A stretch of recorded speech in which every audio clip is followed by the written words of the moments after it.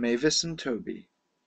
Mavis is a diesel engine who works for the quarry company, shunting trucks in their sidings. She has 6 small wheels hidden by side plates just like Toby's. Mavis is young and full of her own ideas.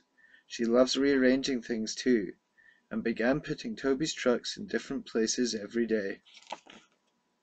This made Toby cross. Trucks, he grumbled, should be where you want them, when you want them. Fiddlesticks, said Mavis, and flounced away. At last, Toby lost patience. I can't waste time playing hunt the trucks with you. Take them yourself. Mavis was pleased. Taking trucks made her feel important. At the station, Diesel oiled her up to her. Toby's an old fusspot, she complained. Diesel sensed trouble and was delighted. Toby says only steam engines can manage trucks, continued Mavis. How absurd!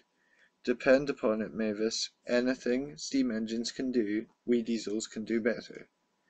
Diesel knew nothing about trucks, but Mavis didn't realize this. Toby's line crosses with the main line road behind the station, and for a short way follows a farm lane. Frosty weather makes the muddy lane rock hard and very slippery. Toby stops before reaching the lane. His fireman halts the traffic at the crossing, and then he sets off again. By using the heavy trucks to push him along, he has no trouble with the frosty rails in the lane. It is the only safe thing to do in this kind of weather. Toby warned Mavis and told her just what to do. I can manage, thank you, she replied. I'm not an old fusspot like you. The trucks were tired of being pushed around by Mavis. It's slippery, they whispered. Let's push her around instead. On, they yelled. Mavis took no notice. Instead, she brought the trucks carefully down the lane and stopped at the level crossing. All traffic halted, one in the headlamp for Fusspot Toby, chortled Mavis. But Mavis had stopped in the wrong place. Instead of taking Toby's advice, she had given the trucks the chance they wanted. Hold back, they cried. Gear up, ordered Mavis.